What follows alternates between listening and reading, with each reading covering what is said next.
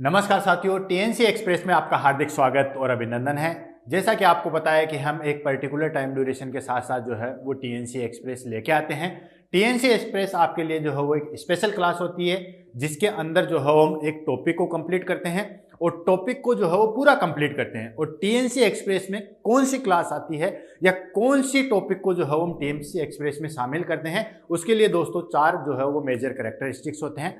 पहला जो कैरेक्टरिस्टिक्स होता है हमारे पास में टीएनसी एक्सप्रेस के लिए वो होता है कि वो एग्जाम की दृष्टि से क्वेश्चन जो है या जो टॉपिक जो है वो काफी ज्यादा इंपॉर्टेंट होना चाहिए। इजी वाले को तो कोई भी पढ़ सकता है, इजी को तो जो हम आसानी से सेल्फ स्टडी से भी पढ़ सकते हैं।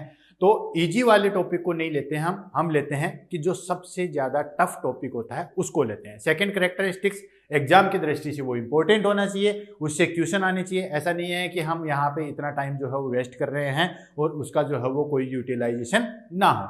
तीसरा जो कैरेक्टरिस्टिक्स होता है कि वो कंप्लीट टॉपिक हम लेके चलते हैं जिसमें हम जो है वो पूरी डिटेल से पढ़ेंगे, उसके साथ साथ उसके एमसीक्यू भी करेंगे, कौन सा क्वेश्चन एग्जाम में आया हुआ है उसको भी हम डिस्कस करेंगे और कौन सा क्वेश्चन जो है वो एग्जाम में आ सकता है उसको भी हम जो है वो डिस्कस करते हैं। और लास्ट हमारे पास में कैरेक्टरिस्टिक्स होता है कि कौन सा टॉपिक हम टीएनसी एक्सप्रेस में शामिल करेंगे, वो हम बच्चों से कमेंट के द्वारा भी जो है वो पूछते हैं। बहुत सारे बच्चों के मैंने कमेंट भी पढ़े, टीएनसी एक्सप्रेस में कमेंट भी पढ़े। बहुत सारे लोगों ने कमेंट कर रखा है कि सर इम्यूनिटी पढ़ा दो, किसी ने कर रखा है कि सर शोक पढ़ा दो, किसी ने बोल रखा है कि सर ईसीजी पढ़ा दो।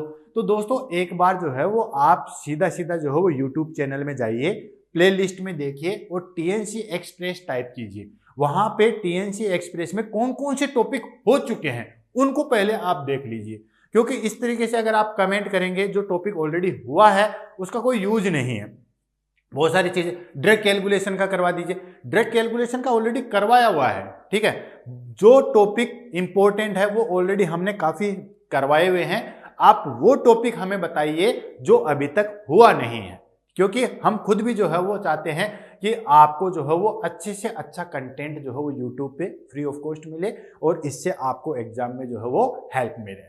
तो दोस्तों आप जब कमेंट कर रहे हैं तो पहले तो आप देख लीजिए कि कौन कौन से टॉपिक जो है वो हो चुके हैं। अगर आपको लगता है कि ये टॉपिक टफ है, आपको समझ में नहीं आ रहा है, एग्जाम की दृष्टि से भी इंपॉर्टेंट है, तो आप उसको जो है वो कमेंट करके बताइए। साथ के साथ ये भी चीज बताइए कि हम जो क्लास लेते हैं उसमें आप क्या मॉडिफिकेशन चाहते हैं कि सर ये क्लास जो है वो इस तरीके से होनी चाहिए तो हमें ज़्यादा मज़ा आएगा। तो उसके लिए भी जो है वो आपके कमेंट्स के लिए जो है वो हमेशा वेट करते हैं। आपके कमेंट ही जो है वो दोस्तों मोटिवेशनल होते हैं। हालांकि बच्चे आजकल कमेंट करते नहीं हैं, क्योंकि उनसे चाहे किडनी मांग लो लेकिन कमेंट मत मांगो, वो चीज़ नहीं करते। चलिए कोई नहीं, लीव इट। आपके लिए जो है वो टीएनसी एक्सप्रेस में आज का टॉपिक हो जाएगा हमारे पास में conduction system of heart. Conduction system of heart जो है वैसे तो स्मॉल टॉपिक है और छोटा है, हो भी जाएगा थोड़ी देर के अंदर, इसमें कोई दिक्कत नहीं है। इसमें हम दोस्तों कंडक्शन सिस्टम में जो है वो हम देखेंगे कि किस तरीके से जो वो इम्पल्स निकलते हैं, कहाँ से निकलते हैं, किस रेट से निकलते हैं, किस फ्लो से निकलते हैं। क्योंकि कंडक्शन सिस्टम हार्ट अगर समझ में आएगा तो कार्डियक साइकिल और ईसीजी को समझना जो है बहुत आसान हो जाएगा। इवन कार्डियक साइकिल तो जो है वो कंडक्शन सिस्टम को समझने के बाद चुटकियों का काम हो जाता है। मतलब विद इन 2-3 मिनट्स के अंदर जो है वो कार्डियक साइकिल हम जो है वो कंडक्शन सिस्टम के बाद में समझ सकते हैं। लेकिन उसके साथ साथ जो है वो ईसीजी को समझना, अगर आपको पूरी ईसीजी अच्छे तरीके से आप चाहते हो कि ईसीजी को मैं बहुत अच्छे तरीके से समझ पाऊं और उसको इंटरप्रेट कर सकूं, अच्छे से देखे, हर पर्सन का जो है वो ख्वाहिश रहती है। तो दोस्तों आप जो है वो कंडक्शन सिस्टम देखिए और इसी के साथ साथ जो है वो जैसे कंडक्शन सिस्टम कंप्लीट हो जाएगा उसके बाद आप जो है वो हमारे ईसीजी का भी जो है वो मैंने पूरी क्लास ली हुई है। 2 क्लासें, बड़ी क्लास ईसीजी की ली हुई है। देखिए उसमें कमेंट से ही आपको पता चल जाएगा कि वो क्लास कितनी जो है वो अच्छी है, तो उसको आप जो है वो कंप्लीट कीजिए। तो टाइम जो है वो हम स्टार्ट करते हैं conduction system of the heart, और इसमें हम जो है वो क्या क्या पढ़ेंगे इसको हम ले लेते हैं। सबसे पहले जो है वो इंट्रोडक्शन पढ़ेंगे। इंट्रोडक्शन में हम देखेंगे कि कंडक्शन सिस्टम आया कहाँ से, किस तरीके से जो है वो लेके गए हैं। टाइप में देखेंगे हम कार्डियक मसल्स को देखेंगे, जिसमें 2 प्रकार की मसल्स होती है, मस्कुलर सेल्स होती है और पेसमेकर सेल होती है। पेसमेकर सेल के अंदर जो है हम ऐसे नोड को देखेंगे, एवी नोड को देखेंगे, देन बंडल ऑफ हिस को देखेंगे, बंडल ऑफ हिस को देखेंगे एंड पुरकंजे फाइबर्स को देखेंगे। इन सब के बारे में देखेंगे। हर बार एग्जाम में इनसे क्वेश्चन आता है, तो दोस्तों किस तरीके से क्वेश्चन आता है उसको भी हम देखेंगे। क्यों ना हम वो टॉपिक कंप्लीट कर लें जो आसान भी हो या फिर छोटा भी हो और उसे क्वेश्चन भी आए। हमें तो सिलेक्शन से मतलब है, फर्स्ट रैंक आए या हमारे पास में जो है वो 100वीं रैंक आए, उससे कोई फर्क नहीं पड़ता, सिर्फ और सिर्फ सिलेक्शन जो है वो प्रायोरिटी होती है। उसके बाद हम डिस्कस करेंगे इसमें एमसीक्यू, कौन कौन से एमसीक्यू किस तरीके से निकल के आते हैं, इस तरीके से। तो दोस्तों बिना टाइम वेस्ट किए हम शुरू करते हैं हमारे पास में इंट्रोडक्शन में है दोस्तों कंडक्शन सिस्टम ऑफ हार्ट। इसमें देखा गया है कंडक्शन का मतलब होता है दोस्तों जो इलेक्ट्रिकल एक्टिविटी जो होती है ना वो जनरेट होती है, आगे की तरफ जो है वो सर्कुलेट होती है, इसको हमने बोला है कंडक्शन। इसको हमने बोला है कंडक्शन। कंडक्शन क्या होता है? Generate electrical activity, generate electrical activity, यानी कि करंट छोड़ने वाली चीजें। सिंपल भाषा में बात करें कि जो करंट जो है वो जनरेट करते हैं, करंट जो छोड़ने वाली चीज है, इसको हमने क्या बोला है दोस्तों? कंडक्शन। और ये हमारे पास में जो कार्डियक मसल्स है, ठीक है, वो हमारे पास में जो है वो कंडक्शन सिटी या कंडक्टिविटी का जो है वो उसमें मेन कैरेक्टरिस्टिक्स होती है, ठीक है। तो वो हमारे पास में, यानी कि आज के टॉपिक में कंडक्शन सिस्टम का मतलब होता है कि इलेक्ट्रिकल एक्टिविटी जो है वो जनरेट करने वाली। इसका मतलब ये तो श्योर हो गया कि हार्ट में जो है वो इलेक्ट्रिकल एक्टिविटी तो जनरेट होती है, यानी कि एक पर्टिकुलर टाइम ड्यूरेशन के साथ साथ जो है वो वहां पे इलेक्ट्रिकल या जो है वो करंट जो है वो निकलता है, बिल्कुल निकलता है दोस्तों। कैसे निकलता है, क्या निकलता है, इसको हम जो है वो थोड़ा सा ले लेते हैं दोस्तों। कंडक्शन सिस्टम ऑफ हार्ट में कंडक्शन का सिर्फ जो है वो हमारे पास में एक ही जगह प्रेजेंट होता है और वो कैरेक्टरिस्टिक्स होती है कार्डियक मसल्स में, ठीक है। तो थोड़ा सा हम इसके बेसिक इंफॉर्मेशन को ले लेते हैं दोस्तों। आपने देखा होगा टिश्यू आपने पढ़े होंगे, ठीक है। टिश्यू में आपने देखा होगा कि टोटल हमारी बॉडी के अंदर जो है वो 4 प्रकार के टिश्यू होते हैं। कौन कौन से होते हैं? एपिथेलियल टिश्यू, सेकेंड आ जाता है हमारे पास में कनेक्टिव टिश्यू, थोड़ा सा मैं बताऊंगा, हालांकि इसकी भी जो है वो ऑलरेडी क्लास जो है वो ली हुई है, कनेक्टिव टिश्यू। तीसरा आता है हमारे पास में मस्कुलर टिश्यू, और फोर्थ वन आता है हमारे पास में नर्वस टिश्यू। हमारी बॉडी में जो है वो टोटल ये 5 प्रकार के जो है वो टिश्यू प्रेजेंट होते हैं पूरी बॉडी में। थोड़ा थोड़ा जो है वो बेसिक इन्फॉर्मेशन मैं आपको देता हूँ, फिर हम आगे बढ़ेंगे। ज्यादा हम इसको नहीं पढ़ा सकते क्योंकि खुद में भी ये अपने आप में एक टॉपिक है। सबसे पहले आ गया एपिथेलियल टिश्यू। एपिथेलियल टिश्यू कहाँ होता है दोस्तों? एपिथेलियल टिश्यू होता है जहां पे भी जो है वो कवरिंग होती है या इंटरनल चीजें होती है और वियर एंड टियर की प्रोसेस होती है। क्या चीज बताई मैंने? कवरिंग। जैसे हमारे पास में स्किन पूरी कवर है तो यहां पे भी एपिथेलियल टिश्यू प्रेजेंट होगा। दूसरी चीज, जो भी होलो ऑर्गन है उसकी जो इनर लेयर है, ठीक है, कवरिंग इनर लेयर, ठीक है, इनर लेयर, और वियर एंड टियर की प्रोसेस, वियर एंड टियर, यानी कि बनना और उतरने वाली जो प्रोसेस है वहां पे ये टिश्यू प्रेजेंट होता है। कहीं पे भी ले लीजिए, जैसे हमारे पास स्किन है, ठीक है ना, डेली पर डे जो है हम नहाते हैं तो हमारी स्किन जो है वो उतरती रहती है और नई वाली स्किन जो है वो आती रहती है, तो वहां पे भी एपिथेलियल टिश्यू प्रेजेंट है। जो भी होलो ऑर्गन है, कोई सा भी होलो ऑर्गन है, जैसे मान लो स्टोमक हो गया, इसोफेगस हो गया, या कोई भी चीज है, उसकी जो अंदर वाली लेयर है वो भी एपिथेलियल टिश्यूज की बनी हुई होती है। चाहे जीआईटी हो, चाहे यूरेटर हो, चाहे यूरेथ्रा हो, चाहे यूट्रस हो, यहाँ पे जो इनर लेयर है वो किसकी बनी होगी? एपिथेलियल टिश्यू की बनी होती है। 2 प्रकार की होती है, एक सिंपल होता है, एक स्ट्रैटिफाइड होता है। सिंपल का मतलब सिंगल लेयर होती है, स्ट्रैटिफाइड का मतलब एक दूसरे के ऊपर जो लेयर होती है उसको स्ट्रैटिफाइड लेयर कहते हैं, ठीक है। Next, connective tissue. Connective tissue क्या होता है कि किसी भी 2 ऑर्गन के बीच में जो कनेक्शन का काम करता है ना वो होता है कनेक्टिव टिश्यू। क्लियर हो गया? तो ये हो गया हमारे पास में कनेक्टिव टिश्यू। बहुत सारे टाइप का होता है, एडिपोज टिश्यू होता है, बहुत सारी चीजें में जो है वो हमारे पास में होता है। नेक्स्ट आ गया हमारे पास में मस्कुलर टिश्यू, जिससे हमें काम है आज जो है वो हमें इससे काम है। मस्कुलर टिश्यू जो है वो 3 टाइप की जो है वो मसल्स प्रेजेंट होती है। पहली आ गया हमारे पास में स्केलेटल मसल्स, दूसरी आ गया हमारे पास में स्मूथ मसल्स, और तीसरी आ गया हमारे पास में कार्डियक मसल्स। पूरी बॉडी के अंदर जो है वो हमारे पास में 3 प्रकार की ही जो है वो मसल्स प्रेजेंट होती है। कौन कौन सी? स्केलेटल मसल्स, स्मूथ मसल और कार्डियक मसल्स, ठीक है। इसको थोड़ा सा हम डिटेल से लेंगे। पहले हम नर्वस सिस्टम आपको पता ही है, जहां पे भी नर्वस सप्लाई प्रेजेंट होती है यहाँ या जहां पर भी हमें जो है वो इम्पल्स को भेजना या लाना होता है तो वहां पे नर्वस टिश्यू प्रेजेंट होता है। तो ये चारों टिश्यू हमारे पास बॉडी में प्रेजेंट होते हैं। हमें आज जो है वो काम है इससे मस्कुलर टिश्यू। तो मस्कुलर टिश्यू कौन कौन सी होगी दोस्तों? एक हो गए स्केलेटल मसल्स, दूसरी हो गई हमारे पास में स्मूथ मसल्स, स्मूथ मसल्स, दोनों के बारे में थोड़ा थोड़ा डिस्कस करेंगे और लास्ट आगे हमारे पास में कार्डियक मसल, जिससे हम डिटेल से देखेंगे क्योंकि इसी के अंदर हमारे पास में कंडक्शन सिस्टम के जो है वो मेन रोल प्ले होता है। ठीक है, तो ये हमारे पास में 3 प्रकार के जो है वो मसल आ गए। स्केलेटल मसल्स कहाँ होती है, इसको हम लेते हैं दोस्तों। जहां कहीं पे भी बोन जो है वो किसी टिश्यू या ऑर्गन से जुड़ती है या बोन से बोन जुड़ती है, ठीक है, वहां पे ये मसल्स प्रेजेंट होती है। जैसे मान लीजिए ये मसल से यहां से जुड़ के यहां जुड़ी हुई है, ये मसल से जुड़ के यहां जुड़ी हुई है, तो या तो बोन से बोन जुड़ने का काम हो या बोन से कोई ऑर्गन जुड़ने का काम हो, वहां पे जो मसल्स प्रेजेंट होती है वो होती है हमारे पास में स्केलेटल मसल्स। ठीक है, ये क्या होती है, वॉलेंट्री होती है। वॉलेंट्री मतलब अपनी इच्छा के अनुसार काम करती है, प्लस इसमें स्ट्रिप जो है वो प्रेजेंट होती है। स्ट्रिप क्या होती है दोस्तों, एक्टिन और मायोसिन फिलामेंट का जो है वो कॉम्बिनेशन होता है। ठीक है, जब आप देखते होंगे और जितनी ज्यादा वर्कआउट कराएंगे ना ये स्ट्रिप उतने ही जो है वो उभर के आते हैं। शॉर्टकट एग्जांपल में समझाता हूं दोस्तों, जिम करते हैं आपने देखा होगा, बाइसेप, ट्राइसेप, देन एब्डोमिनल, ठीक है, छोटे छोटे बिस्किट से बन जाते हैं। ठीक है, ठीक है, वो सारी की सारी चीजें जो है वो स्ट्रेप्ड ही है। वो क्या करते हैं, एक्टिन और मायोसिन फिलामेंट के जो है वो उभर के सामने आ जाते हैं। तो ये वॉलेंट्री होती है, हमारी इच्छा के अनुसार काम करती है। जैसे मैं इस पेन को उठाना चाहूँ तो मेरी वॉलेंट्री मसल मेरा साथ देगी, मेरी स्केलेटल मसल मेरा साथ देगी और इस पेन को मैं उठा लूंगा। सेकेंड आती है स्मूथ मसल्स। स्मूथ मसल्स कहाँ प्रेजेंट होती है दोस्तों, जो भी ऑर्गन है, ठीक है, खास तौर से जो स्पेशली हमारे पास में जो है वो होलो मस्कुलर ऑर्गन है, उसकी जो बीच वाली लेयर है, ठीक है, मिडल लेयर जो है वो इसी की प्रेजेंट होती है। मिडल लेयर जो है वो इसी की प्रेजेंट होती है। जैसे मान लीजिए ये हमारे पास में आर्टरी है तो इसकी बीच वाली लेयर है, देन उसके बाद इंटेस्टाइन है उसके बीच वाली लेयर है, इसोफेगस है उसके बीच वाली लेयर है। तो जो भी मिडल लेयर होती है वो स्मूथ मसल्स की ही बनी होती है। इसका मेन काम क्या होता है, कॉन्ट्रैक्शन एंड रिलैक्सेशन करवाता है।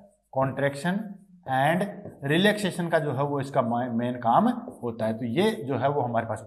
तीसरा इसमें main importance, nerve ending present होती है। नर्व एंडिंग प्रेजेंट होती है, एंडिंग, ठीक है, जो भी नर्व होती है वो वहां पे प्रेजेंट होती है। ठीक है, स्मूथ मसल्स में ही होती है ताकि वो कॉन्ट्रैक्शन एंड रिलैक्सेशन करवा सके। तो ये जो मेन फंक्शन होता है हमारे पास में स्मूथ मसल्स का, ये भी दोस्तों हमारे पास में इनवॉलेंट्री होती है, प्लस इसमें स्ट्रेप प्रेजेंट नहीं होती है, नॉन स्ट्रेप्ड होती है, नॉन स्ट्रेप्ड होती है। तो ये चीज जो है वो ध्यान में रखना दोस्तों, ये वॉलेंट्री होती है और स्ट्रेप प्रेजेंट होते हैं, ये इनवॉलेंट्री होती है और नॉन स्ट्रेप्ड जो है वो प्रेजेंट होते हैं। और लास्ट आ गया हमारे पास में कार्डियक मसल्स। कार्डियक मसल्स पूरी बॉडी में सिर्फ और सिर्फ एक ही जगह होती है।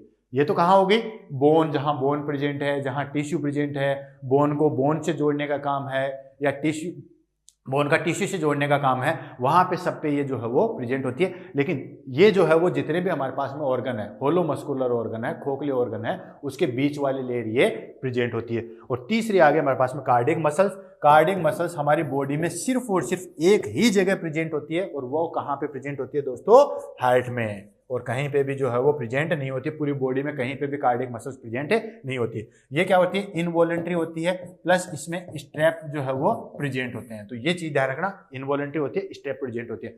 यानी कि सिर्फ एक मसल जो है वो वॉलेंट्री होती है, वो है स्केलेटल मसल्स, और सिर्फ एक मसल्स ऐसी है जो नॉन स्ट्रेप्ड होती है, दैट इज स्मूथ मसल्स। तो मैं इनको जो है वो अलग से एरो बना देता हूं, कहीं कंफ्यूज ना हो दोस्तों। सिर्फ एक मसल्स नॉन स्ट्रेप्ड होती है और सिर्फ एक मसल जो है वो कौन सी होती है, voluntary, that is skeletal muscles. Clear है। तो ये कैरेक्टरिस्टिक्स हो गए हमारे पास में तीनों मसल्स के। इसके साथ साथ ध्यान से दोस्तों, इसके साथ साथ हमारे पास में कार्डियक मसल्स की जो है वो एक और कैरेक्टरिस्टिक्स होती है। क्या है, एक कैरेक्टरिस्टिक्स होती है, इसको हम ले लेते हैं दोस्तों। ये तो यहां तक आ गई एक कैरेक्टरिस्टिक्स होगा, और आगे वो आगे हमारे पास में कंडक्टिविटी। कंडक्टिविटी, कंडक्टिविटी क्या है दोस्तों, कि जो कार्डियक मसल्स है, ठीक है, कार्डियक मसल्स में कंडक्शन भी जनरेट होता है। यानी कि ये मसल्स जो है वो इसके अंदर कुछ ना कुछ ऐसी चीज प्रेजेंट होती है जो कि क्या करती है, कंडक्शन का, इलेक्ट्रिकल करंट छोड़ने का काम करती है। आपने देखा होगा कि कुछ जंगली जीव ऐसे होते हैं, कुछ मछलियां ऐसी होती है जो करंट छोड़ने का काम करती है। ठीक उसी तरीके से हमारे पास में जो कार्डियक मसल्स है वो कंडक्टिविटी का काम करती है, इलेक्ट्रिकल को, करंट को जो है वो जनरेट करने का काम करती है। कैसे दोस्तों, मैं यहां पे बता देता हूं दोस्तों। ये हो गए हमारे पास में कार्डियक लेयर, कार्डियक लेयर, और कार्डियक लेयर में जो है वो इसको दो कैटेगरी में डिवाइड किया गया है। एक होता है मस्कुलर लेयर, मस्कुलर लेयर, ये क्या करती है बेसिकली दोस्तों, कॉन्ट्रैक्शन का काम करती है, हार्ट की जो है वो कॉन्ट्रैक्शन का काम करती है। और दूसरी आती है इसके अंदर पेसमेकर सेल, यानी कि इसके अंदर जो है वो पेसमेकर सेल भी प्रेजेंट होती है। मस्कुलर सेल जो है या मस्कुलर लेयर जो है वो 99% होती है और 1% जो है वो इसमें पेसमेकर सेल होती है। यानी कि जो हमारे पास में बीच वाली लेयर है, मायोकार्डियल लेयर है, कौन सी, मायोकार्डियल लेयर है, उसमें 99% तो जो है वो हमारे पास में मस्कुलर सेल्स होती है जो कि कॉन्ट्रैक्शन एंड रिलैक्सेशन का काम करती है, और कुछ जो है वो पेसमेकर सेल होती है जो कि 1% है। ठीक है, जो ऐसे नोड है, एवी नोड है, एवी बंडल है, पुरकंजे फाइबर्स है, ये सारे के सारे पेसमेकर सेल होते हैं। अब पेसमेकर को आप सीधी और रावड़ी मेथड से समझ लो कि ऐसी सेल जो करंट को जो है वो प्रोड्यूस करती है या करंट छोड़ती है, उसको हम क्या कहते हैं दोस्तों, पेसमेकर सेल कहते हैं। क्लियर आ गया, जो भी चीज करंट छोड़ती है वो हो गई हमारे पास में पेसमेकर सेल। तो एक तो हमारे पास में कैरेक्टरिस्टिक्स आ गया कंडक्टिविटी, दूसरा कैरेक्टरिस्टिक्स आता है दोस्तों रेदेमिसिटी। अब इसको भी जो है वो अच्छे तरीके से समझो। रेदेमिसिटी का मतलब होता है दोस्तों, जैसे रिदम बनती है, इसको समझो कि जैसे पानी का कोई तालाब है और आपने वहां पे जो है वो पत्थर मारेंगे तो वहां पे छोटी छोटी जो है वो वेव्स निकलती है, और वो वेव्स क्या होती है, स्टार्टिंग में जो है वो तेज होती है और धीरे धीरे जो है वो लास्ट जाके खत्म हो जाती है। तो वो वेव जो है वो आगे की तरफ जो है वो जाके खत्म हो जाती है। यानी कि ये कोई कार्डियक मसल्स है, जैसे मान लीजिए ये हमारे पास में कोई कार्डियक मसल्स है, और इस कार्डियक मसल्स में मैं अगर इस सेल को स्टिमुलेट कर दूं, स्टिमुलेट इन द सेंस की कॉन्ट्रैक्शन कर दूं, तो ये कॉन्ट्रैक्शन आगे तक जो है वो मूव होता है, ये कॉन्ट्रैक्शन आगे तक फैलेगा। हालांकि इसकी जो इंटेंसिटी है वो आगे कम हो जाएगी, लेकिन ये आगे तक जो है वो जरूर फैलेगा। क्लियर है, तो इस तरीके से जो है वो आगे की तरफ जो है वो जाएगा। ठीक, तो ये कंडक्टिविटी और रिदमिसिटी इसका मेन कैरेक्टरिस्टिक्स होता है। क्लियर, अब देखो हार्ट का काम क्या होता है, या जो मस्कुलर लेयर का काम क्या होता है, कॉन्ट्रैक्शन एंड रिलैक्सेशन। तो कॉन्ट्रैक्शन एंड रिलैक्सेशन तो जो मायोकार्डियल लेयर है वो करती है, क्योंकि मायोकार्डियल लेयर जो है वो सबसे बड़ी होती है। ऑलरेडी जो है वो मैंने आपको बताया था कि जैसे ये हमारे पास में जो है वो हार्ट की कोई वाल है, ये सबसे पहले जो है वो अंदर वाला आ गया, ये हो गया हमारे पास में, जिसको हमने क्या बोला दोस्तों, एंडोकार्डियम। ठीक है, एंडोकार्डियम। और सबसे जो बड़ी वाली लेयर होती है ये वाली, ये होगी दोस्तों हमारे पास में मायोकार्डियम, सबसे ज्यादा थिक होती है, जिसको अंदर हो गया मायोकार्डियम। अब यहां पे मैंने क्या बताया दोस्तों, 99%, ठीक है, 99% तो जो है वो मायोकार्डियल सेल होती है। ठीक है, मायोकार्डियल सेल, और 1% इसके अंदर जो है वो कौन सी होती है दोस्तों, पेसमेकर सेल। ठीक है, जैसे यहाँ पे ये हो गई, यहाँ पे हो गई, ठीक है, यहाँ पे ये पेसमेकर सेल होती है। और सबसे बाहर वाली होगी हमारे पास में पेरिकार्डियम, जिसके बारे में जो है वो ऑलरेडी डिस्कस किया गया है। पेरिकार्डियम को फिर से दो भागों में डिवाइड किया गया है, फिब्रस पेरिकार्डियम और सीरस पेरिकार्डियम। ठीक है, ऑलरेडी एक क्लास जो है वो इस पर ली हुई है, आप जाके देख सकते हो, फिब्रस पेरिकार्डियम और सीरस पेरिकार्डियम। सीरस पेरिकार्डियम को फिर से दो में डिवाइड किया गया है, विसरल पेरिकार्डियम और पेराइटल पेरिकार्डियम। ये ऑलरेडी जो है वो हो चुका है, ठीक है ना, अलग क्लास में, इसमें हम नहीं लेंगे। तो इस तरीके से हम ले रहे हैं हमारे पास में कंडक्टिव सिस्टम को, यानी कि ये जो हमारे पास में जो मस्कुलर लेयर है या जो मायोकार्डियम है, इसके बीच बीच में जो है वो पेसमेकर सेल भी प्रेजेंट होते हैं। क्लियर है, अब वो पेसमेकर सेल कहाँ कहाँ पे प्रेजेंट होते हैं, किस गुच्छे के रूप में प्रेजेंट होते हैं, क्या उनकी जो है वो कंडक्शन फेंकने की कैपेसिटी होती है, किस रेट से फेंकते हैं और किस फ्लो से फेंकते हैं, उस सबको ले लेते हैं जहां से एग्जाम में सबसे ज्यादा क्वेश्चन आते हैं। ठीक है, तो ले लेते हैं हमारे पास में पेसमेकर सेल्स, ठीक है, या कंडक्शन सेल्स भी इसको जो है वो कह सकते हैं। ठीक है, पेसमेकर सेल। अब इसमें हम क्या क्या पढ़ेंगे आज की क्लास में, इसके अंदर पढ़ेंगे सबसे पहले एसए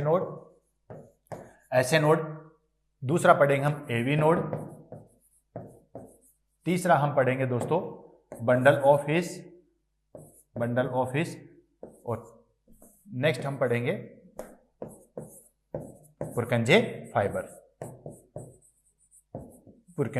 फाइबर्स। ठीक है, और इनमें क्या क्या क्वेश्चन आते हैं, क्या क्या हम पढ़ेंगे, यहां ले लेते हैं। ऐसे node, AV node, bundle of His, Purkinje fibres, कहां पे तो ये सैचुरेटेड होते हैं, कितना ये करंट जो है वो छोड़ते हैं, किस रेट से छोड़ते हैं, और किस जो है वो गति से जाते हैं, करंट जो है वो आगे की गति से जो है वो सर्कुलेट होते हैं, इसको हम ले लेते हैं। तो दोस्तों अगर मैं नॉर्मल स्ट्रक्चर बनाऊं आपकी हार्ट की, तो इस तरीके से जो है मैं आपको एक नॉर्मल स्ट्रक्चर बना के जो है वो दिखा रहा हूं। ये हमारे पास में जो है वो राइट एट्रियम, थोड़ा ज़्यादा ही तिरछा बन गया, चलो ये ले लो। ये हो गया हमारे पास में एट्रियम, और ये हो गया हमारे पास में दूसरा एट्रियम, और ये हो गया हमारे पास में वेंट्रिकल, एक वेंट्रिकल, और ये हो गया हमारे पास में दूसरा वेंट्रिकल। ठीक है, इसको हम ले लेते हैं, that is right atrium, right ventricle, left atrium और लेफ्ट वेंट्रिकल। अब देखो अलग कलर से जो है मैं डिनोट कर रहा हूँ, येलो कलर से ले लेते हैं दोस्तों। यहाँ पे एक चीज सैचुरेटेड होती है जिसको हम किस नाम से जानते हैं दोस्तों, ऐसे नोड के नाम से जानते हैं, जो कि आपने जो हो पहले पढ़ा होगा। दूसरी स्ट्रक्चर यहाँ पे होती है जो इंट्रावेंट्रिकुलर सेप्टम है वहां पे प्रेजेंट होती है, जिसको एवी नोड के नाम से जानते हैं। उसके बाद में यहाँ से जो है वो दो बंडल्स निकलते हैं, ठीक है ना, एक लेफ्ट बंडल निकलता है और दूसरा जो है वो राइट बंडल निकलता है। क्लियर है, इसको हम जो है वो बंडल ऑफ हिस के नाम से जानते हैं। चलो ये हो गया हमारे पास बंडल ऑफ हिस, और ये हो गया हमारे पास में पुरकंजे फाइबर्स, जो कि दोनों वेंट्रिकल के जो है वो तरफ फैलते हैं, क्योंकि वेंट्रिकल को कॉन्ट्रेक्शन के लिए जो है वो ज्यादा एफर्ट की जरूरत होती है। ठीक है, अब यहां से सबसे पहले जो है वो ये हो गया, इनका नामकरण कर देते हैं और वन बाय वन करके जो है वो पढ़ते हैं। ये हो गया हमारे पास में ऐसे नोड, ऐसे नोड, ये हो गया हमारे पास में एवी नोड, एवी नोड, ये हो गया हमारे पास में bundle of his, bundle of His, और ये हो गया हमारे पास में पुरकंजे फाइबर्स,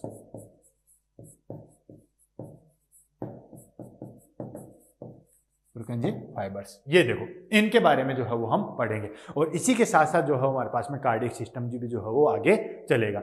सबसे पहले क्या होता है दोस्तों, ये कहां से, सबसे पहले ऐसे नोड क्या करता है, इलेक्ट्रिकल इंपल्स जनरेट करता है। ये पेसमेकर सेल ही है, बाकी जो बची वो मस्कुलर सेल होगी, और ये जो हमारे पास में बचा, ये जो येलो कलर का देख रहे हो, ये हमारे पास में जो है वो पेसमेकर सेल है, और ये क्या करते हैं, करंट जनरेट करते हैं। अब देखो मैंने क्या कैरेक्टरिस्टिक्स बताया था, एक तो ये इनवॉलंटरी होती है, दूसरा इसमें स्ट्रेप प्रेजेंट होती है, यानी कि कॉन्ट्रैक्शन की काफी ज्यादा जो है वो अच्छी कैपेसिटी प्रेजेंट होती है। तीसरी चीज कंडक्टिविटी प्रेजेंट होती है। कंडक्टिविटी कि करंट छोड़ते हैं, एक पर्टिकुलर टाइम के बाद में जो है वो करंट छोड़ते हैं, और करंट छोड़ेंगे उसके बाद में रिदमिसिटी प्रेजेंट होती है, यानी कि अगर यहाँ पे इस मसल्स को जो है वो कॉन्ट्रैक्शन हो गया तो वो आगे जाएगा, फिर आगे जाएगा, फिर आगे जाएगा, फिर आगे जाएगा, इस तरीके से पूरे में जो है वो कॉन्ट्रैक्शन फैलेगा।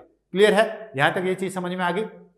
आप देखो किस तरीके से होता है, सबसे मेन चीज होती है ऐसे नोड। ऐसे नोड क्या करता है कि एक पर्टिकुलर टाइम के बाद में करंट छोड़ता है, अब करंट छोड़ते ही वहां पे कॉन्ट्रैक्शन चालू हो जाएगा। ठीक है, अब यहां पे ऐसे नोड ने करंट छोड़ा और इसमें कॉन्ट्रैक्शन हुआ, एट्रियम में, दोनों एट्रियम में कॉन्ट्रैक्शन हुआ और ब्लड जो है वो नीचे की साइड में मूव कर गया। ठीक है ना, यहां से ब्लड जो है वो यहां मूव कर गया और यहां से ब्लड जो है वो यहां मूव कर गया। ठीक है, यहां से मूव करने के बाद में क्या होता है, अब देखो करंट आगे तक नहीं जा पाता। क्यों नहीं जा पाता, अरे भाई यहां पे वाल्व है, वाल्व ओपन हो जाते हैं, खुल जाते हैं, तो करंट के लिए तो एक पर्टिकुलर पाथवे चाहिए ना। जैसे ये दोनों करंट है, अगर मैं ये दोनों तारों को जोड़ूंगा तभी तो करंट आगे जाएगा, अगर ये तार दोनों ओपन हो जाएंगे तो करंट नहीं जाएगा। जैसे मान लो इसमें करंट है और इसमें नहीं है, तो ये यहां पे टच होगा तभी तो करंट जाएगा, अगर टच नहीं होगा तो कैसे जाएगा। तो मान लो वाल क्लोज है तब तो करंट जा सकता है, लेकिन जब वाल ओपन होंगे तो करंट कैसे जाएगा, और ये तो क्लोज और ओपन एनी टाइम होते रहते हैं। ठीक है, तो इसके लिए एवी नोड प्रेजेंट होता है, ये करंट लेता है और ये करंट यहां तक आता है। एवी नोड से जो है वो दो वायर निकलते हैं, ठीक है,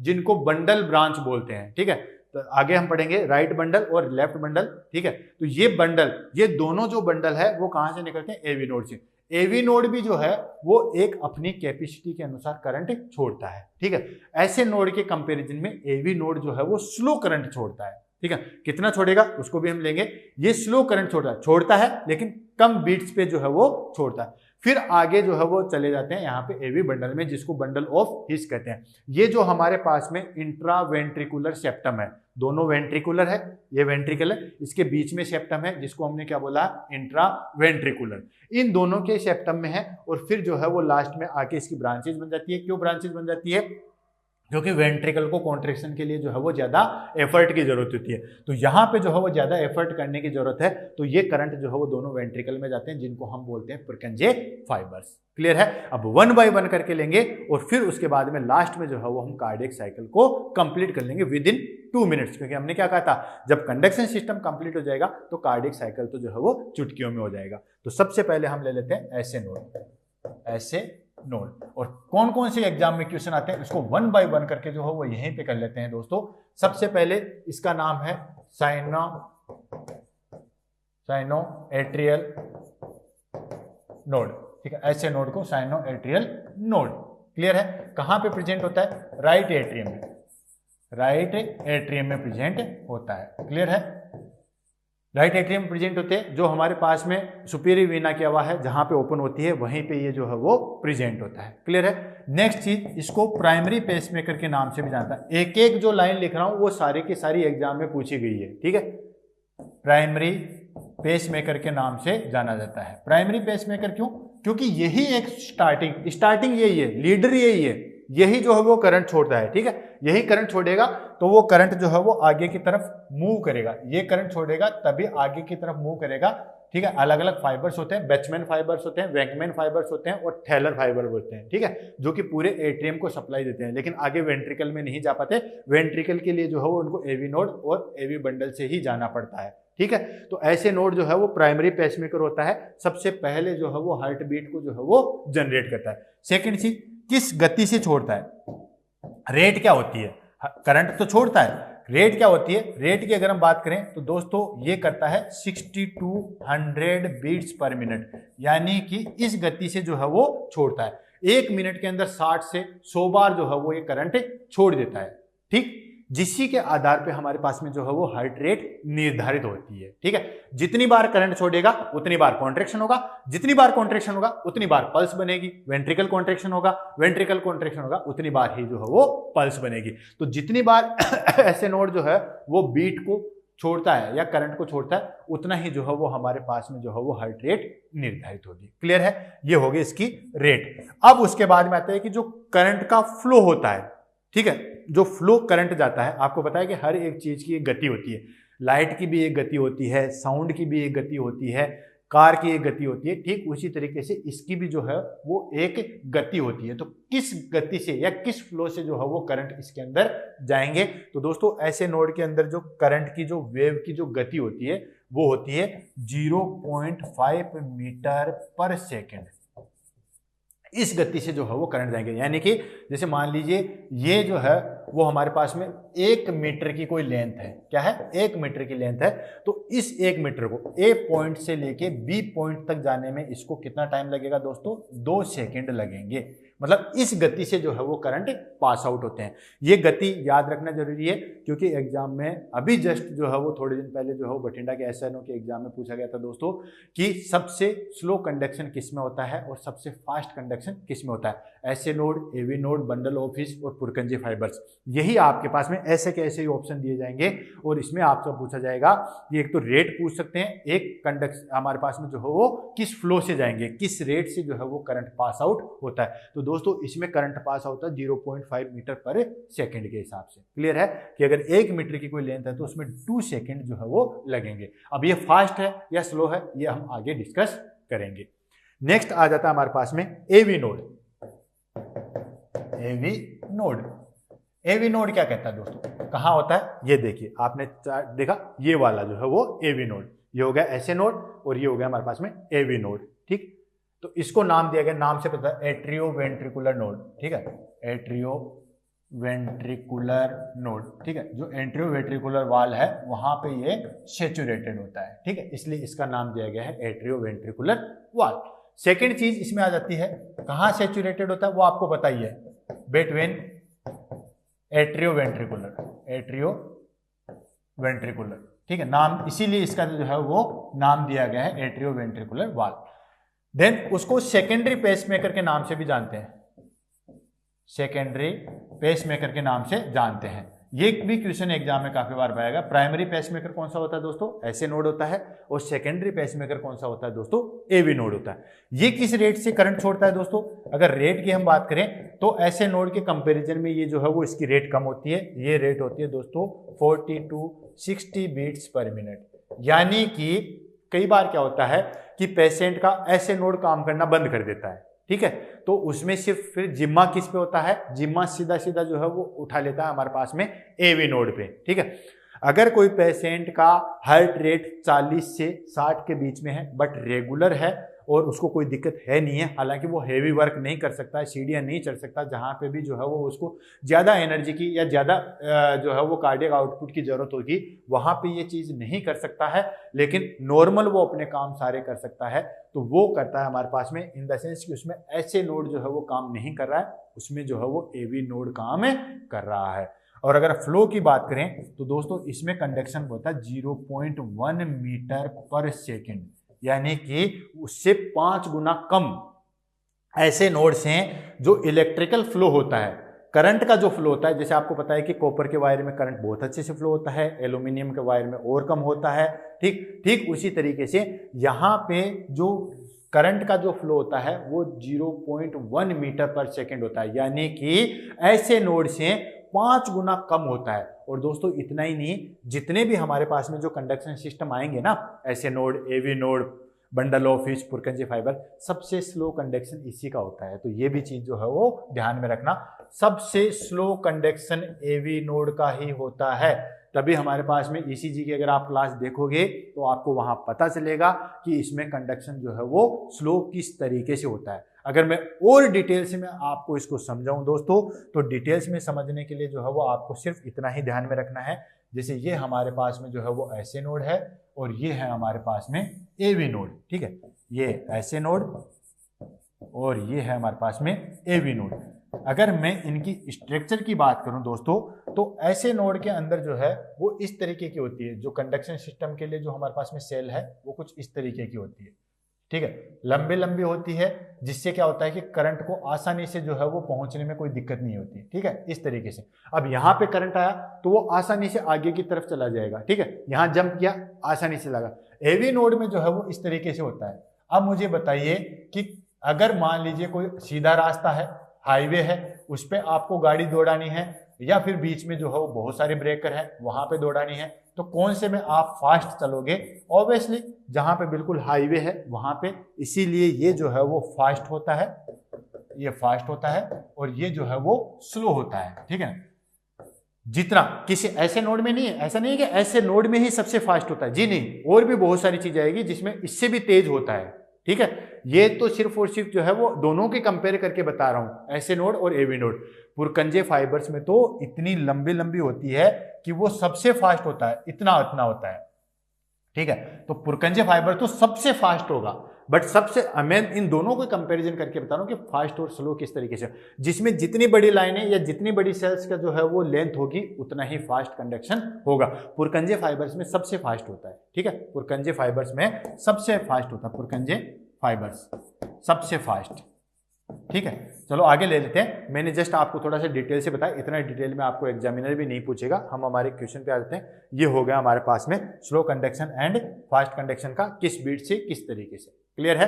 तो दो चीजें हमारे पास में कंप्लीट हो गई, ऐसे नोड कंप्लीट हो गया और एवी नोड कंप्लीट हो गया। अब एवी नोड के बाद में जो है वो बंडल निकलते हैं, ये वाला, ठीक है, ठीक है, जिसको बंडल ऑफ हिस के नाम से भी जो है वो जाना जाता है, या एवी बंडल के नाम से भी जो है वो इनको जाना जाता है। तो कंफ्यूज नहीं होना है, कभी कह दो कि सर ने तो बंडल ऑफ हिस ही बताया था, एवी नोड तो बताई दी।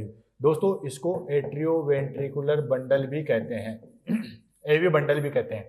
और ये दो होते हैं, दो वायर होते हैं, एक होता है राइट बंडल जो राइट साइड में होता है, और दूसरा होता है हमारे पास में left bundle, left bundle, clear है। तो ये दोनों अलग अलग होते हैं। जब हम पढ़ेंगे आगे राइट बंडल ब्रांच ब्लॉक और लेफ्ट बंडल ब्रांच ब्लॉक, तो इस तरीके से होते हैं।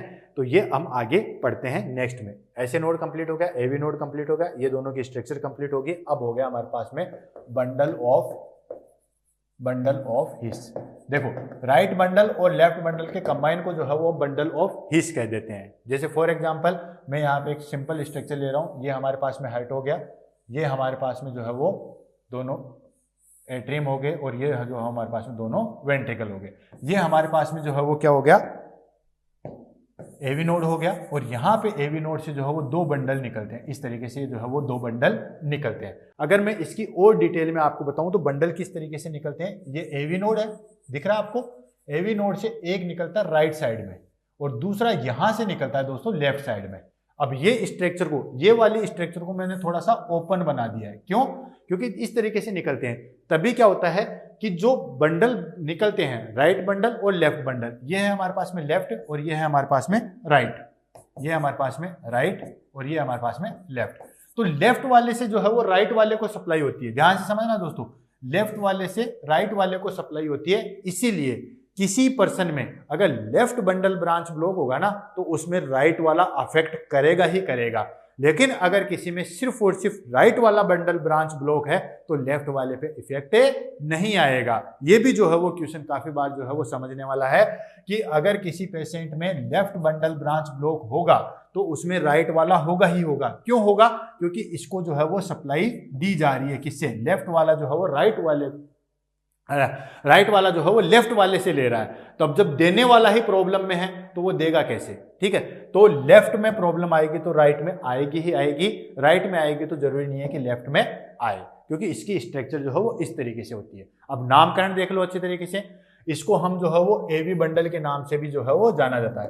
एवी बंडल, एवी बंडल है, दो प्रकार के बंडल होते हैं, right bundle, right bundle, right bundle जो है वो राइट साइड में होता है, ये वाला राइट बंडल है, और दूसरा हो गया हमारे पास में लेफ्ट बंडल, लेफ्ट बंडल,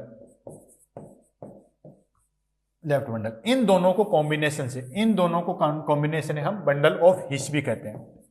आप समझ में आ गया? बंडल ऑफ हिस कहां से निकल के आया? बंडल ऑफ हिस यहां से निकल के आया।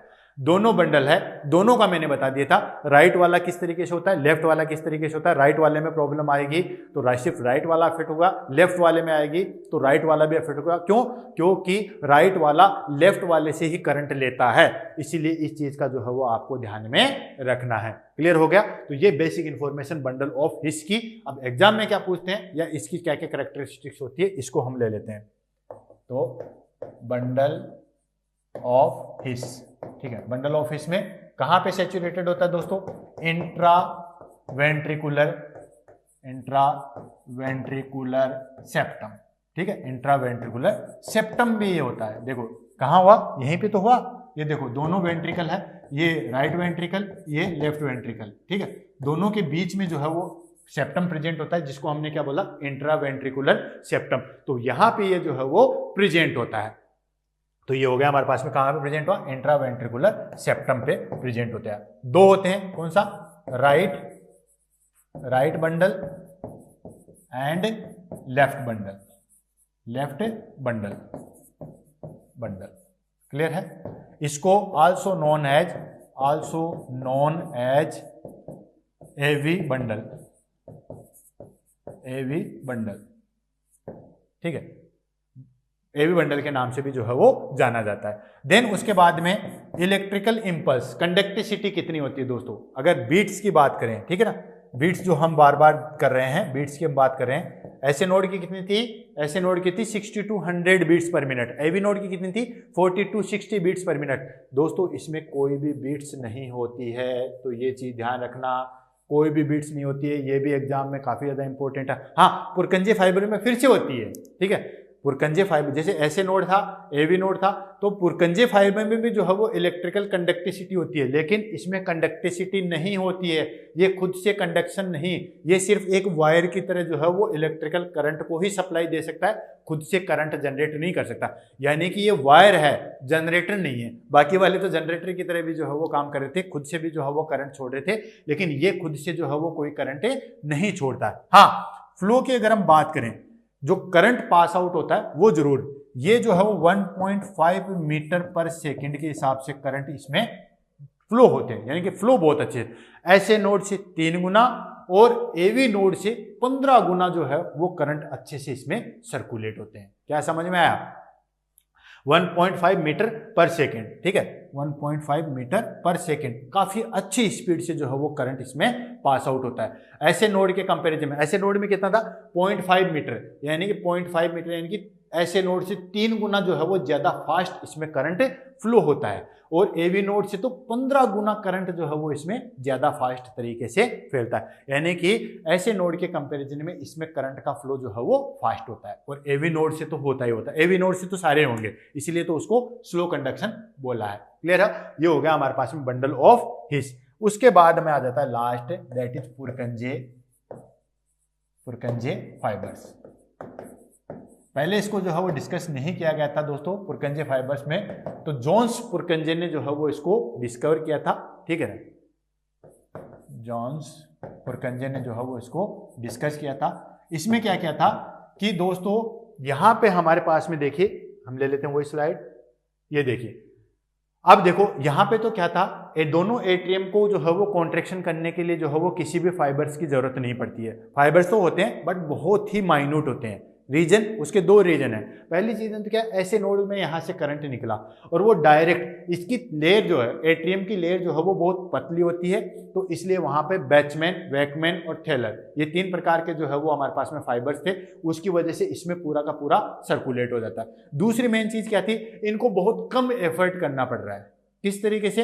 इस तरीके से, क्योंकि ये दोनों कॉन्ट्रैक्शन करेंगे तो इनको ब्लड कहाँ भेजना है, राइट एट्रियम वाले को राइट वेंट्रिकल में भेजना है, लेफ्ट एट्रियम वाले को लेफ्ट वेंट्रिकल में भेजना है, यानी कि ज्यादा दूर नहीं है, यहां से कॉन्ट्रैक्शन किया और यहां पे ब्लड भेजना है। लेकिन इनको तो बहुत दूर तक भेजना है। दूर तक कहां पे? राइट वेंट्रिकल को तो जो है वो लंग्स में भेजना है, और लेफ्ट वेंट्रिकल को, ओहो, पूरी बॉडी में ही ब्लड इसी को भेजना पड़ता है। पूरी बॉडी में ब्लड जो है वो लेफ्ट वेंट्रिकल को भेजना पड़ता है, इसलिए यहाँ पे करंट की रिक्वायरमेंट भी ज़्यादा होती है। भाई जो आदमी ज़्यादा काम करेगा तो उसको एनर्जी भी तो ज़्यादा चाहिएगी। ठीक उसी तरीके से तो ये जो चीज़ें देख रहे हो, ये जो वायर देख रहे हो, ये है आपके पुरकंजे फाइबर्स। तो इनको हम ले लेते हैं, कहाँ पे सेचुरेटेड होते हैं, इनको हम ले लेते हैं। डिस्कवर किया था जोन्स पुरकंजे में। कहाँ सेचुरेटेड होते हैं दोस्तों? वेंट्रिकल में। ठीक है ना, कहाँ पे? Layer of ventricle. ठीक है, दोनों वेंट्रिकल आ गया हमारे पास में, राइट वेंट्रिकल और लेफ्ट वेंट्रिकल। ठीक है, क्लियर है? उसके बाद में इसमें किस रेट से जाते हैं, तो दोस्तों रेट भी होती है, इसमें रेट होती है 20 to 40 बीट्स पर मिनट, यानी कि ये भी जो है वो 20 से 40 बीट्स पर मिनट तो करंट छोड़ देते हैं। लेकिन दोस्तों ये 20 से 40 जो है वो इतना कम होता है, 40 से 60 तक तो हम काम चला लेते हैं। जैसे मैं बिल्कुल शांत बैठा हुआ हूँ, बिल्कुल लेटा हुआ हूँ, कोई एक्टिविटी नहीं कर रही है, तो एटलीस्ट मेरा हार्ट जो है वो इतना तो पंप करना चाहिए, 40-50 बीट्स तो करनी चाहिए, ताकि ब्लड जो है वो ब्रेन में, जो भी हमारे पास वाइटल्स ऑर्गन है, लीवर में, किडनी में, वहां तक ब्लड पहुंच सके। ठीक है, लेकिन 20 से 40 ये बेचारा करंट तो छोड़ता है, ठीक है, लेकिन ये कम है, यानी कि हम, ये हमारी बॉडी की डिमांड से जो है बहुत कम है, ये हमारी बॉडी की डिमांड को फुलफिल नहीं कर सकता, जिसके कारण जो है अगर ऐसे नोड और एवी नोड दोनों फेल हो जाते हैं तो पुरकंजे फाइबर्स अपनी तरफ से एफर्ट तो करता है, 20 से 40 बीट्स पर मिनट छोड़ता तो है, लेकिन वो इतना कम है कि हमारी बॉडी की नीड को पूरा नहीं कर सकता, इसलिए ये जो है वो यूजफुल नहीं होता है। क्लियर है? लास्ट में फ्लो की अगर हम बात करें तो फ्लो होता है दोस्तों 3 to 4 मीटर पर सेकेंड।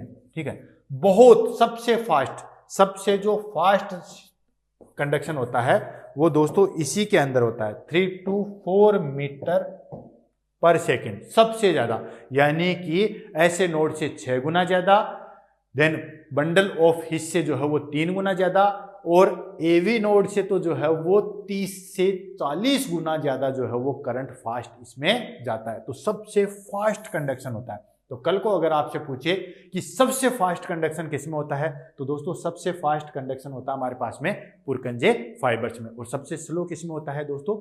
एवी नोड में। क्लियर है? तो ये हमारे पास में जो है वो कंडक्शन सिस्टम कंप्लीट हुआ। किस किस के बारे में हमने डिस्कस किया, 1 by 1 करके वहीं ले लेते हैं। सबसे पहले जो है वो हमने ऐसे नोड के बारे में डिस्कस किया था। ऐसे नोड में क्या था? ऐसे नोड जो है वो साइनो एट्रियल नोड होता है। हमारे पास में जो राइट एट्रियम है वहाँ पे सेचुरेटेड होता है, जो सुपीरियर वीना के बाद जो है ओपन होती है वहाँ पे सेचुरेटेड होता है। इसको प्राइमरी पेसमेकर के नाम से भी जानते हैं, अगर आपको डिटेल चाहिए तो ये ले लो। ठीक है, हेलो, इसको प्राइमरी पेसमेकर के नाम से भी जानते हैं। कितने बीट्स छोड़ता है ये हार्ट रेट में? ये 60 to 100 बीट्स पर मिनट जो है वो रेट से जो है वो करंट छोड़ता है, और इसमें करंट की जो रेट होती है, फ्लो की जो रेट होती है वो होती है 0.5 मीटर पर सेकेंड के हिसाब से इसमें जो है वो रेट जाती है। क्लियर है। उसके बाद आ जाता है हमारे पास में एवी नोड, इसको एट्रियोवेंट्रिकुलर नोड भी कहते हैं, जो एट्रियोवेंट्रिकुलर सेप्टम है वहाँ पे सैचुरेटेड होते हैं। यही एक ऐसी विंडो होती है जो कि आगे की तरफ जो है वो करंट को लेके जाती है। इसको सेकेंडरी पेसमेकर के नाम से भी जानते हैं। रेट की बात करें तो 40 to 60 बीट्स पर मिनट छोड़ता है और सबसे स्लो कंडक्शन होता है 0.1 मीटर पर सेकंड के हिसाब से ही जो है वो करंट जाता है। उसके बाद में हमने जो है वो बंडल ऑफ हिस को लिए थे। बंडल ऑफ हिस में मैंने आपको बताया था कि दोनों जो हमारे पास में वेंट्रिकल सेप्टम है वहाँ पे होते हैं, दो ब्रांचेज होती है, एक राइट ब्रांच होती है और एक जो है वो लेफ्ट ब्रांचेज होती है। दोनों ब्रांचेज को मिला के जो है वो बंडल ऑफ हिस कहा गया है। लेफ्ट वाली जो है वो डायरेक्ट होती है, लेफ्ट वाली से ही जो है वो राइट वाले को सप्लाई होती है, इसलिए लेफ्ट वाले में करंट होना जरूरी है। लेफ्ट वाला अफेक्टेड होगा तो राइट वाला होगा ही होगा, क्योंकि वो करंट उसी से ले रहा है। राइट वाला होगा तो जरूरी नहीं है कि लेफ्ट वाला अफेक्ट हो ही हो। यही एक ऐसा कंडक्शन है जो खुद से कोई जो है वो बीट्स नहीं छोड़ता है, खुद से करंट नहीं छोड़ता। हाँ, इसमें करंट का फ्लो जो है वो अच्छा खासा होता है, वो होता है 1.5 मीटर पर सेकेंड, यानी कि ऐसे नोड से 3 गुना ज्यादा और एवी नोड से 15 गुना ज्यादा। और लास्ट आ गया हमारे पास में बंडल पुरकंजे फाइबर्स। ये दोनों वेंट्रिकल को सप्लाई देते हैं दोस्तों, वेंट्रिकल की लेयर में प्रेजेंट होते हैं। रेट की अगर हम बात करें तो 20 to 40 बीट्स पर मिनट होती है, लेकिन ये इतनी स्लो होती है कि आगे जो है वो हमारी बॉडी को फुलफिल नहीं कर सकती है। सबसे फास्ट कंडक्शन होता है 3 to 4 मीटर पर सेकेंड। क्लियर है। ये हमारे पास में जो है वो कंडक्शन सिस्टम कंप्लीट हुआ। अब ये कार्डियक साइकिल को किस तरीके से अफेक्ट करते हैं वो इसको हम ले लेते हैं। ठीक है, अब देखो कंडक्शन सिस्टम तो हो गया। अब कंडक्शन सिस्टम हो गया इन द सेंस ये करंट छोड़ते हैं, इस रेट से छोड़ते हैं। अब करंट छोड़ने के बाद में जो है वो होता क्या है इसको हम ले लेते हैं। दोस्तों जैसे ये ऐसे नोड ने जो है वो करंट छोड़ा, करंट छोड़ने के बाद में जो है वो सेल्स एक्टिवेटेड हुई, एक्टिवेटेड होकर क्या करेगी, कॉन्ट्रैक्शन करेगी। तो जैसे ऐसे नोड ने करंट छोड़ा, यहाँ पे जो है वो हमारे पास में ऐसे नोड ने जो है, या हम कहें कि ये दोनों एट्रियम में जो है वो कॉन्ट्रैक्शन शुरू हुआ। और कॉन्ट्रैक्शन किस तरीके से होता है दोस्तों, दोनों एट्रियम एक साथ कॉन्ट्रैक्शन करते हैं और दोनों वेंट्रिकल जो है वो एक साथ कॉन्ट्रैक्शन करते हैं। तो जैसे इंपल्स जनरेट हुए तो दोनों एट्रियम का जो है वो एक साथ कॉन्ट्रैक्शन हुआ। ठीक है, तो दोनों एट्रियम का कॉन्ट्रैक्शन होता है, तो दोनों एट्रियम का कॉन्ट्रैक्शन जो है वो होने के बाद ब्लड जो है वो कहाँ चला जाएगा, दोनों वेंट्रिकल में। उसके बाद वेंट्रिकल का कॉन्ट्रैक्शन जो है वो शुरू हो जाता है। अब ये कॉन्ट्रैक्शन तो शुरू होता है, लेकिन किस हिसाब से होता है, तो दोस्तों अगर हम नॉर्मल हार्ट रेट की बात करें, ठीक है ना, नॉर्मल हार्ट रेट की बात करें तो हार्ट रेट कितनी होती है दोस्तों, हार्ट रेट होती है हमारे पास में, नॉर्मल की बात करें तो 72 बीट्स पर मिनट। रेंज की अगर बात करें, ठीक है ना, रेंज में कंफ्यूजन ना होना दोस्तों, रेंज होती है हमारे पास में 60 to 100 बीट्स पर मिनट, यानी कि ये हमारे पास में रेंज है और नॉर्मल हार्ट रेट है 72। 60 से कम हो जाएगा ब्रेडिकार्डिया, 100 से ऊपर चला जाएगा टेकिकार्डिया। अब देखो एक हार्ट के कॉन्ट्रैक्शन एंड रिलैक्सेशन में कितना टाइम लगता है, यानी कि एक कार्डियक साइकिल में जो हो वो कितना टाइम लगना चाहिए, तो दोस्तों इसके लिए है हमारे पास में टाइम निकल के आ जाएगा 60 डिवाइडेड बाई 72। इसको इससे मल्टीप्लाई करेंगे तो निकल के आएगा 0.8 सेकेंड, यानी कि 1 सेकेंड से कम में जो है वो हमारे पास में करंट छोड़ने के बाद में कॉन्ट्रैक्शन एंड रिलैक्सेशन हो जाता है, जिसको हम क्या बोलते हैं दोस्तों, कार्डियक साइकिल बोलेंगे। फाइनली इसको जो हम क्या बोलेंगे, कार्डियक साइकिल। साइकिल में जो है वो आपको पता है चीजें होती है, कॉन्ट्रैक्शन एंड रिलैक्सेशन, चाहे कोई सा भी हो। जैसे रेस्पिरेटरी साइकिल है उसमें इनहेलेशन, एक्सहेलेशन और पोज, ठीक उसी तरीके से कार्डियक साइकिल में कॉन्ट्रैक्शन एंड रिलैक्सेशन। एक बार हार्ट पूरी तरीके से कॉन्ट्रैक्शन हो जाएगा और कंप्लीट तरीके से जो है वो रिलैक्सेशन हो जाएगा, जिसको हम क्या बोलेंगे, 0.8 सेकेंड। और वो उसमें कितना टाइम लगेगा दोस्तों, 0.8 सेकेंड लगेगा। अब ये 0.8 सेकेंड में किस किस को कितना टाइम लगता है उसको हम ले लेते हैं। तो दोस्तों दोनों एट्रियम एक साथ कॉन्ट्रैक्शन करेंगे और फिर दोनों वेंट्रिकल एक साथ कॉन्ट्रैक्शन करेंगे। तो दोस्तों इसमें हो जाएगा हमारे पास में, ये हो गया हमारे पास में, ये हो गया, ये दोनों एट्रियम हो गए हमारे पास में, और ये हमारे पास दोनों वेंट्रिकल हो गए। ठीक है, तो मैंने क्या कहा, दोनों एट्रियम एक साथ कॉन्ट्रैक्शन करेंगे। दोनों एट्रियम कॉन्ट्रैक्शन करेंगे तो इसके लिए जो है वो इनको टाइम लगता है 0.1 सेकेंड, 0.1 सेकेंड, जिसको हमने क्या बोला, एट्रियम कॉन्ट्रैक्शन। एट्रियम कॉन्ट्रैक्शन में लगा 0.1 सेकेंड, यानी कि जैसे हमारे पास में जो है वो एट्रियम में कॉन्ट्रैक्शन किया और ब्लड जो है वो दोनों वेंट्रिकल में चला गया, इसमें लगा 0.1 सेकेंड। उसके बाद क्या होगा, वेंट्रिकल कॉन्ट्रैक्शन चालू हो जाएगा। अब वेंट्रिकल कॉन्ट्रैक्शन में जो है वो ज्यादा टाइम लगता है। क्यों लगता है, क्योंकि वेंट्रिकल को ब्लड जो है वो आगे फेंकना है। ठीक है। राइट वेंट्रिकल को जो है वो लंग्स में देना है और लेफ्ट वेंट्रिकल को जो है वो किस में देना है, पूरी बॉडी के अंदर देना है, ठीक है। ये यहाँ पे जो है वो लंग्स में जाएगा और ये जो है वो हमारे पास में पूरी बॉडी में जाएगा, ठीक है। तो इस तरीके से जो है वो इसको ज्यादा टाइम लगता है, इसको टाइम लगता है वेंट्रिकल कॉन्ट्रेक्शन, ठीक है। तो ये हो गया एट्रियल कॉन्ट्रेक्शन, ये हो गया हमारे पास में ventricle contraction. Ventricle contraction, ventricle contraction में लगता है दोस्तों 0.3 सेकेंड, क्लियर।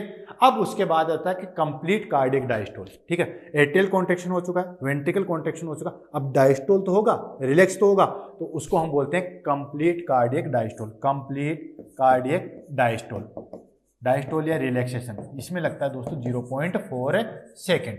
अब देखिए आप काउंट कर लीजिए, टोटल आ जाएगा हमारे पास में 0.8 सेकेंड। इस तरीके से हमारे पास में जो है वो कार्डियक साइकिल चलेगा। अच्छा, इसमें और थोड़ा सा अगर मैं डिटेल से देखूं तो दोस्तों अगर मैं सबको अलग अलग लूं, ये तो हमारा हो गया कंप्लीट कार्डियक डायस्टोल, यानी कि पूरा दोनों एट्रियम और दोनों वेंट्रिकल रिलैक्स होंगे, जिसको हम बोलेंगे कंप्लीट कार्डियक डायस्टोल। अगर मैं इंडिविजुअल लूं, दोनों एट्रियम को कॉन्ट्रेक्शन में कितना टाइम लगेगा और दोनों एट्रियम को रिलैक्सेशन में कितना टाइम लगेगा, ठीक है।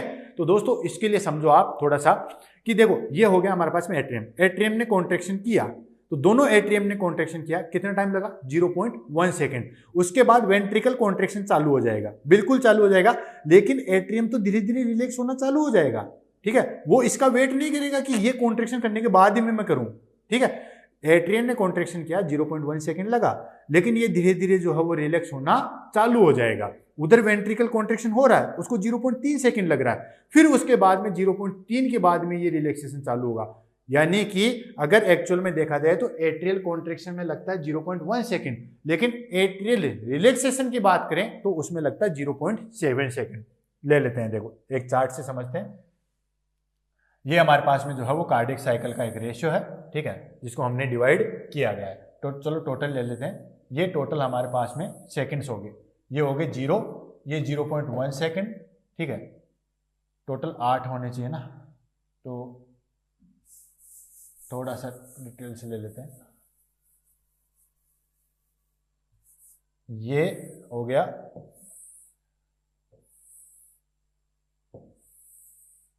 ये हो गया, ठीक है। ये 0.1, 0.2, 0.3, 0.4, 0.5, 0.6, 0.7 और 0.8 सेकेंड, ठीक है।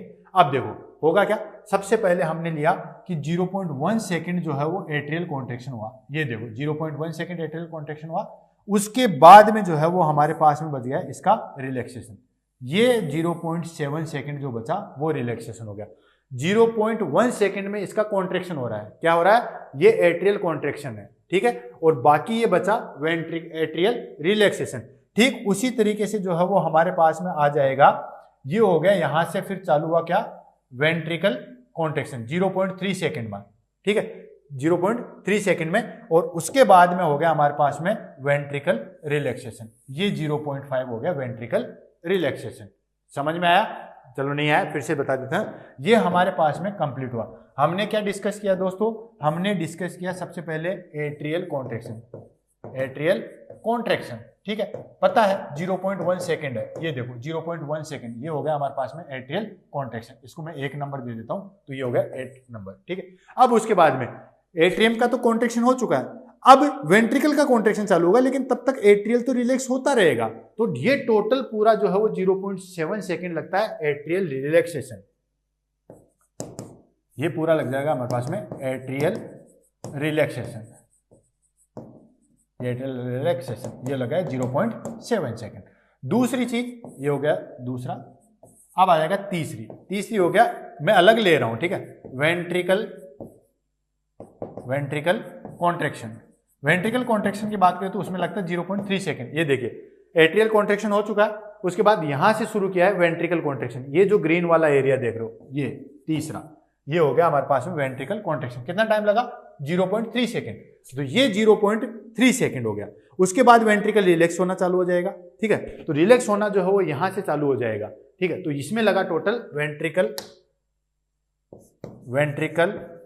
रिलैक्सेशन में, वेंट्रिकल रिलैक्सेशन में कितना लगा दोस्तों, 0.5 सेकेंड, ठीक है, यानी कि इसको मिला के 0.8 और इसको मिला के 0.8। हमने क्या डिस्कस किया था, कंप्लीट कार्डियक, कंप्लीट मतलब दोनों का मिक्सअप। देखो यहां से मिक्सअप हो रहा है, यहां से लेके ये वाला, तो ये हो जाता है हमारे पास में 0.4 सेकेंड। क्लियर है, बिल्कुल क्लियर कट जो है वो आपके सामने समझ में आ गया। Atrial contraction 0.1 second, ventricle contraction 0.3 second और complete cardiac diastole that is 0.4 second. ये हमारे पास में जो है वो कार्डियक साइकिल कंप्लीट हो जाता है। ठीक है, उसी के आधार पे जो है वो हमने ईसीजी पढ़ी थी। ईसीजी का जो है वो अलग से यूट्यूब पे जो है मैंने बहुत अच्छे तरीके से एक्सप्लेन कर रखा है। तो दोस्तों आज था हमारे पास में कंडक्शन सिस्टम ऑफ हार्ट के बारे में डिस्कस किया था। अब हम कर लेते हैं इसके एमसीक्यू। कंडक्शन सिस्टम में हमने कंप्लीट कर लिया था, ऐसे नोड कंप्लीट किया था, एवी नोड कंप्लीट किया था, उसके बाद में हमने जो है वो बंडल ऑफ फिश किया था, देन उसके बाद में जो है वो हमने पुरकंजे फाइबर्स किया था। अब उसके बाद में आ जाता है हमारे पास में एमसीक्यू। फटाफट इसके जो है वो एमसीक्यू करते हैं और इस टॉपिक को खत्म करके नेक्स्ट टॉपिक की तरफ मूव करेंगे। नेक्स्ट क्वेश्चन है हमारे पास में, the normal pacemaker of the heart. ठीक है, चलो ठीक है, the normal pacemaker of the heart responsible for initiating electrical impulse is located in which structure. ठीक है, ये बोल रहा है कि जो हमारे पास में कौन सा है, नॉर्मल पेसमेकर है। यहां पे दे नहीं रखा है कि फर्स्ट वाला है सेकंड वाला है, लेकिन एक चीज दे रखी है, the normal pacemaker of the heart responsible for initiating, initiate मतलब स्टार्टिंग करना, the electrical impulse is located in which structure. कौन सी स्ट्रक्चर या कौन सी स्ट्रक्चर जो है वो स्टार्टिंग फर्स्ट जो है वो इलेक्ट्रिकल इंपल्स जनरेट करती है। तो दोस्तों आपको पता है सबसे पहले जो है वो ऐसे नोड जो है वो इलेक्ट्रिकल इंपल्स जनरेट करते हैं, वो फिर एवी नोड तक जाते हैं, वो एवी नोड से जो है वो बंडल ऑफ हिस में जाते हैं और बंडल ऑफ हिस के बाद में जो है वो पुरकंजे फाइबर्स में जाते हैं। यही क्लियर है, ये क्लियर है। तो यहां पे भी पूछा कि इनिशिएट कौन करता है, स्टार्टिंग कौन करता है। तो दोस्तों स्टार्टिंग कौन किया है, ऐसे नोड। चलो ले लेते हैं, पहला ऑप्शन है एट्रियोवेंट्रिकुलर नोड। जी नहीं दोस्तों, ये सेकेंडरी होता है, इनिशिएट नहीं करता है, तो ये नहीं आएगा। नेक्स्ट बंडल ऑफ हिस, जो कि कहां पे प्रेजेंट होते हैं, दोनों एट्रियम दोनों वेंट्रिकल है वहां पे प्रेजेंट होते हैं, ये भी नहीं आएगा। क्यों, क्योंकि आपको यही तो चीजें क्लियर थी।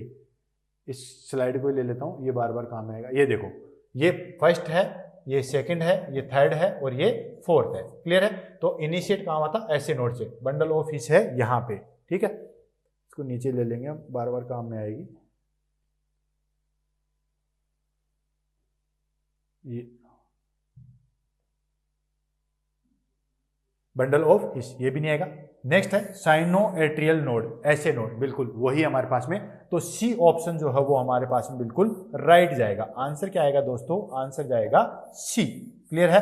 नेक्स्ट है पुरकंजे फाइबर्स। पुरकंजे फाइबर्स तो सबसे लास्ट में है, ये तो बेचारे जो है वो सबसे लास्ट में कलेक्ट करते हैं, इनिशिएट जो है वो बहुत कम कर पाते हैं। तो क्वेश्चन का आंसर आ गया हमारे पास में ऐसे नोड। आपसे क्वेश्चन में पूछे दोस्तों इनिशिएट कौन करता है, या कहते हैं प्राइमरी पेसमेकर कौन सा कहलाता है, या कौन सा जो है वो राइट एट्रियम में प्रेजेंट होता है, तो आंसर जो है वो हमारे पास में घूम फिर के कहाँ पे जाएगा, ऐसे नोड पे ही जाएगा। तो देखो इस तरीके से जो भी आपको घूमना नहीं है, आप याद करके लेके जाओ प्राइमरी पेसमेकर और वहां पूछ ले हमारे पास में इनिशिएट कौन करता है, दोनों एक ही चीज है। नेक्स्ट है the function of bundle of His in cardiac conduction system is to, यानी कि बंडल ऑफ हिच का जो है वो क्या फंक्शन होता है कार्डियक सिस्टम में, या हम कहें कि कंडक्शन सिस्टम में बंडल ऑफ हिस का जो है वो क्या फंक्शन होता है। तो दोस्तों ये है हमारे पास में बंडल ऑफ हिस, कहाँ है, ये वाला।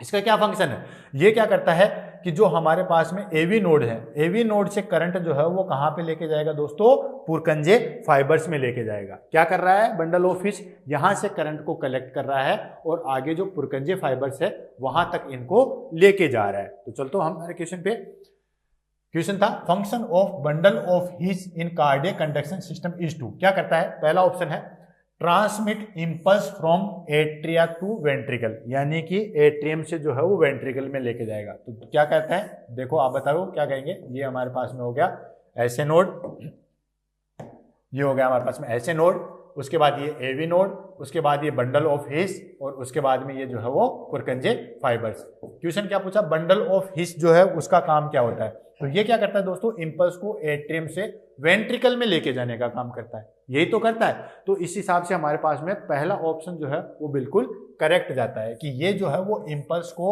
एट्रियम टू वेंट्रिकल लेके जाता है, ये एट्रियम टू वेंट्रिकल लेके जाता है। ठीक है, क्यों? क्योंकि यहाँ दोनों के बीच में जो है वो सेप्टम है, तो यहाँ से तो करंट जाएंगे नहीं, यहाँ तो वाल है, तो यहाँ से तो करंट जाएंगे नहीं, करंट जाएंगे किसके द्वारा? बंडल ऑफ हिच के द्वारा।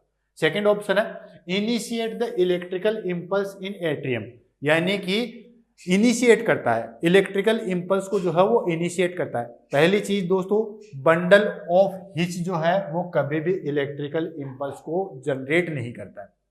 इलेक्ट्रिकल इम्पल्स तो जनरेट होती नहीं है, जो मैंने आपको ऑलरेडी जो है वो स्लाइड में बताया था। नहीं है, ये देखिए, ठीक है, नो इम्पल्स, ठीक है, इम्पल्स जो है वो जनरेट ही नहीं करता है। तो ये चीज तो जो है वो आपको ध्यान में होनी चाहिए कि इम्पल्स को तो जो है वो जनरेट करता ही नहीं है। और दूसरी चीज एट्रिया, एट्रिया में तो है ही नहीं, ये तो वेंट्रिकल में होता है, तो ये तो बिल्कुल गलत हो गया। Next, coordinate contraction between atrium and ventricle, atrium and ventricle के बीच में जो है वो कोऑर्डिनेशन करता है। ठीक है, कोई कोऑर्डिनेट नहीं करता है, ऐसा कोई जो है वो जरूरी नहीं है, ये सिर्फ करंट का पास आउट करता है। Next, act as a backup pacemaker, यानी कि बैकअप पेसमेकर के रूप में काम करता है। जी नहीं दोस्तों, बैकअप पेसमेकर के रूप में जो है वो हमारे पास में एवी नोड करता है। क्या करता है? एवी नोड करता है, न कि हमारे पास में बंडल ऑफ हिच करता है। इनिशिएट कौन करता है? ऐसे नोड करता है, ऐसे नोड करता है। बंडल ऑफ हिच तो जो है वो करते ही नहीं है। क्लियर है?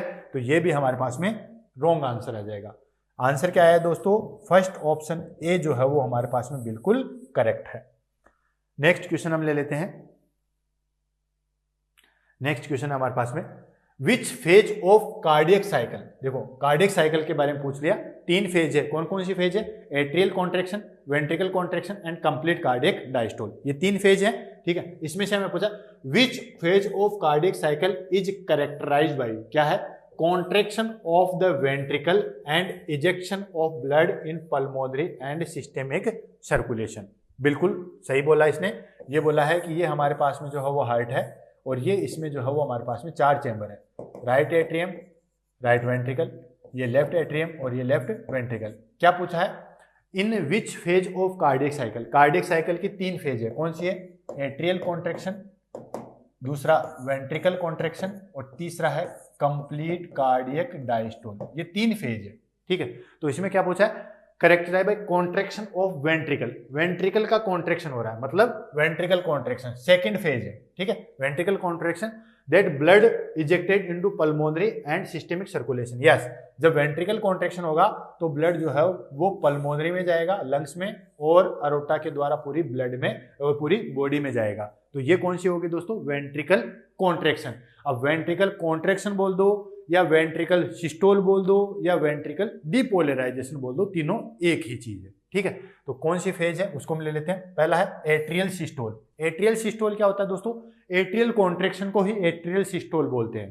मैंने बताया ना आपको, सिस्टोल बोल दो, कॉन्ट्रैक्शन बोल दो, या डिपोलराइजेशन बोल दो, एक ही बात है। एट्रियल कॉन्ट्रैक्शन को ही एट्रियल सिस्टोल बोलते हैं। फर्स्ट फेज है।